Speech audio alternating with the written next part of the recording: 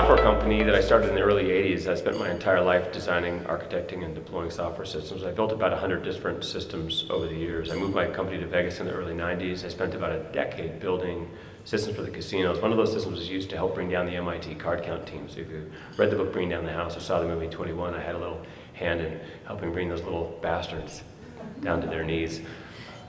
We did 2 rounds of venture capital. IBM bought my company January 2005. I work for IBM now. It's been just about 11 years. I'm having still a lot of fun, so I'm still here. One of the main things I do, or I have been doing, is figuring out when entities are the same. When you are fusing data from lots of different sources, you're trying to figure out if these people are the same. And in the lower left box, it's easy to figure out these 2 people are the same. But in fuzzy, you know, you got Bob and Robert, you got 2 N's and Jones, some leading zeros. Incompatible features, there are no lies, but those are really the same people. How would you figure that out? And what if there's somebody named Ivan in Eastern Europe running those 2 identities at you on the top right?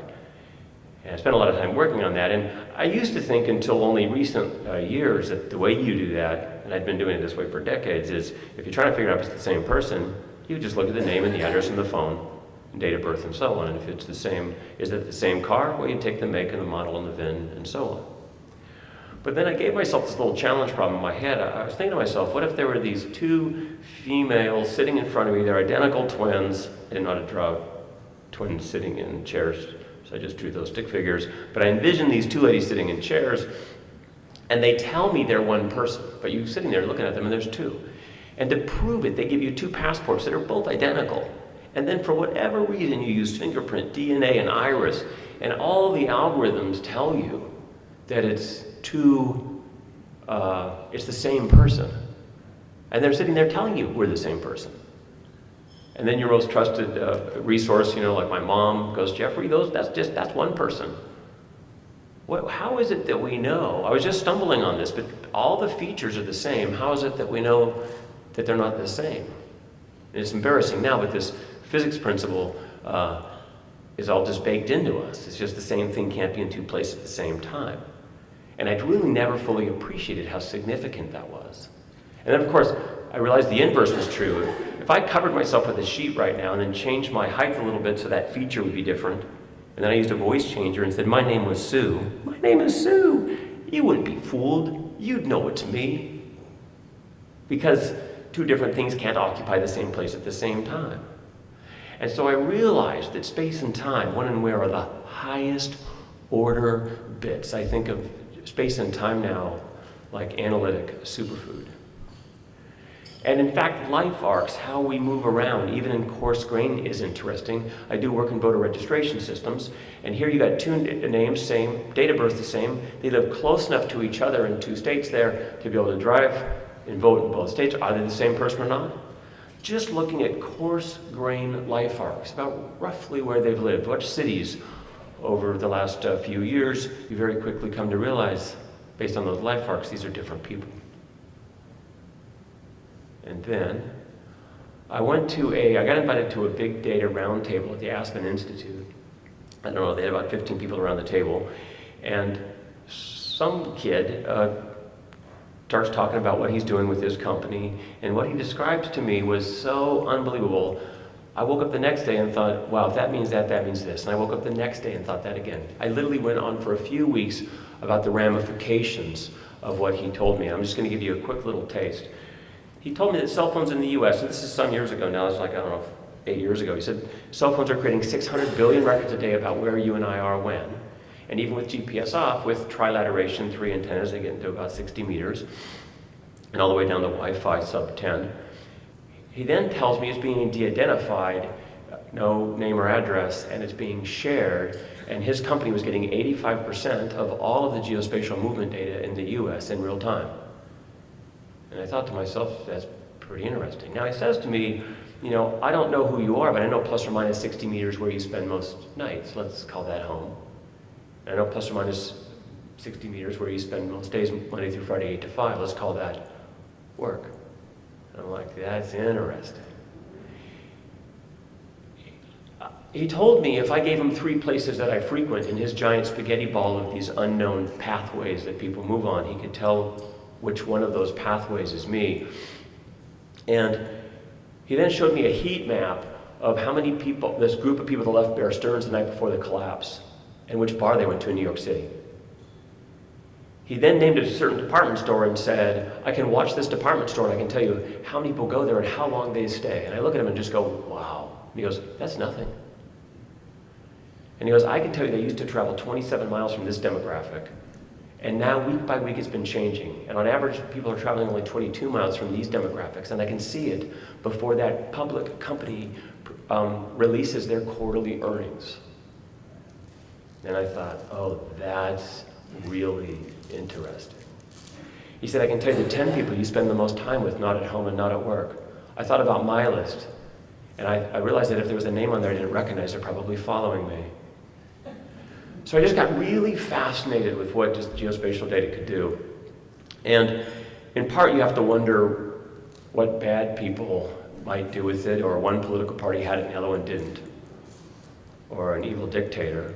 And I went on to go explore some data, and I found some cell phone data that was public on the internet. Somebody had subpoenaed from a telco in Berlin. And of these 35,000 call data records for 6 months, I kept just the records that had better than 250 meter accuracy. And I computed everywhere this individual hung out. I created a 610 meter box by 15 minutes. I call that a space-time box. And I looked at this guy's motion and figured out where he stopped to hover. And over 6 months, he stopped and hovered 2,444 times. And 130, but only 130 unique places, and 64 places 3 times or more. You know, I realized we live in habit trails. Do you know what I mean by habit trail?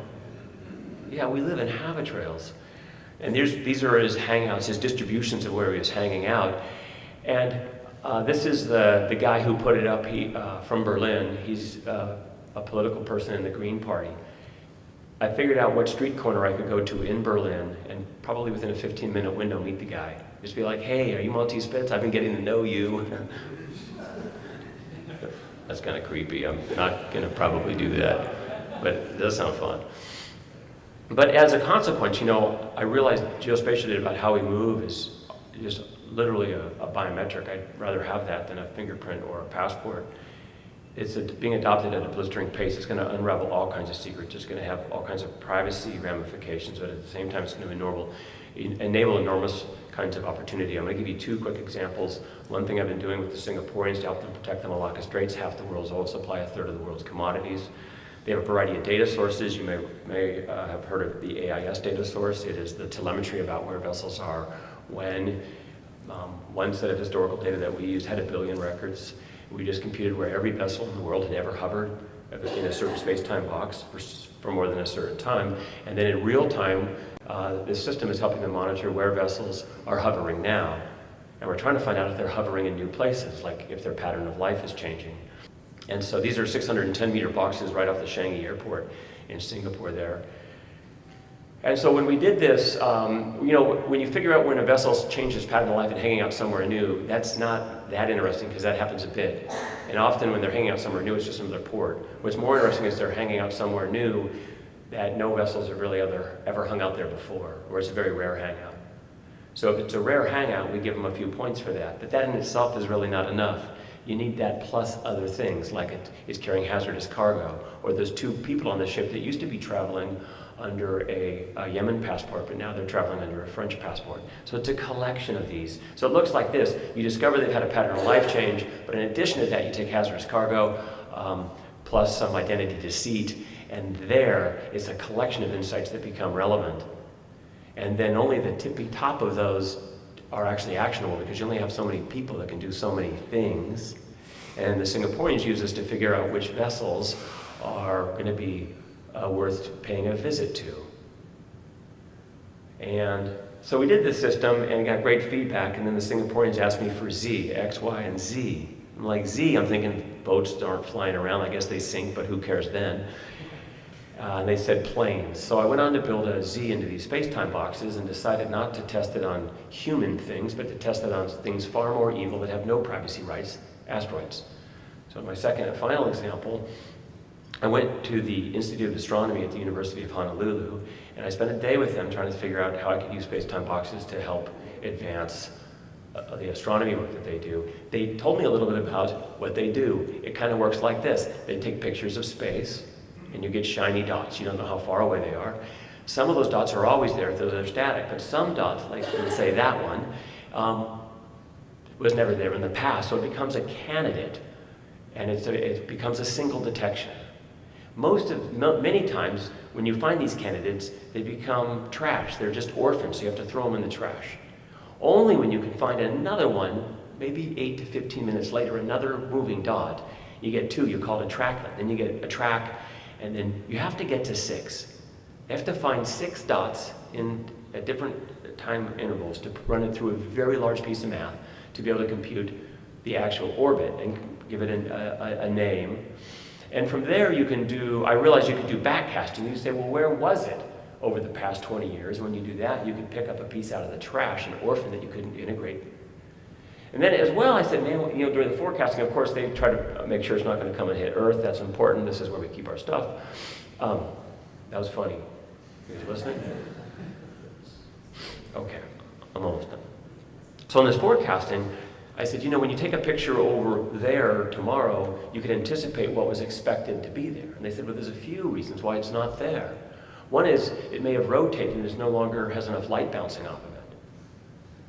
There's a few other reasons, but one of the other things that can happen is pretty rare, but now and then they pound into another asteroid, so they've collided somewhere, and so they're not going where you think.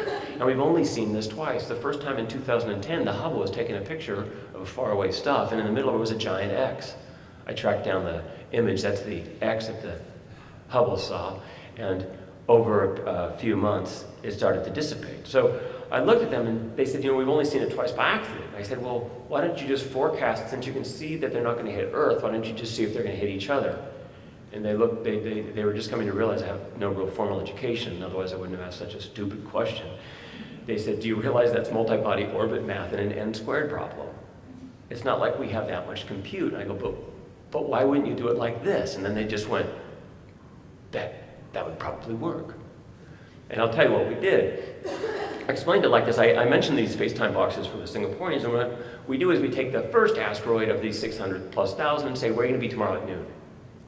And a piece of astronomer code in Fortran comes back and tells you exquisitely right where it's going to be in space tomorrow at noon.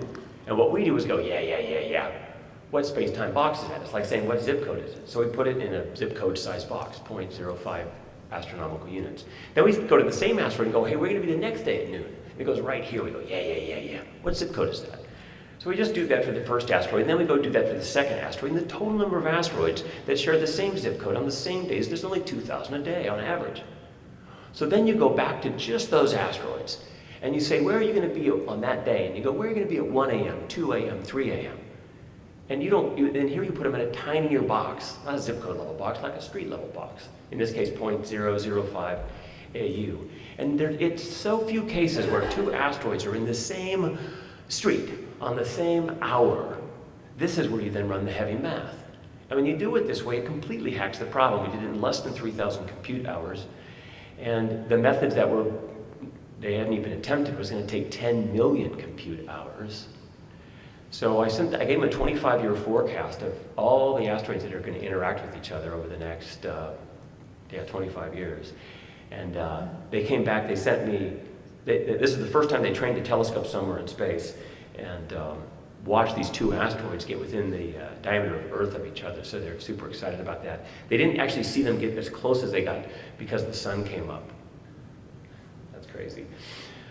So just, in closing, I think what the world has been doing, and I've been doing this too, is over the years we've been building algorithms for certain kinds of data, like, oh, here's algorithms for structured data, oh, here's algorithms for geospatial data, oh, you've got Twitter and social media, well, let's build algorithms for that. And I think the future is really going to be about fusing data from different sources and putting it into the same place. And the better of a job we do at that, the easier it's going to be to figure out what's relevant to who. And this is the area that I'm obsessed with, and we're going to do that, and it's going to, across domains, we're going to use it for voter registration and finding asteroids and maritime domain awareness all at the same time. And just net, it's going to be the organizations that are most competitive are going to make sense of what they're observing fast enough to do something about it while it's still happening. And geospatial data is the superfood that helps make all this possible.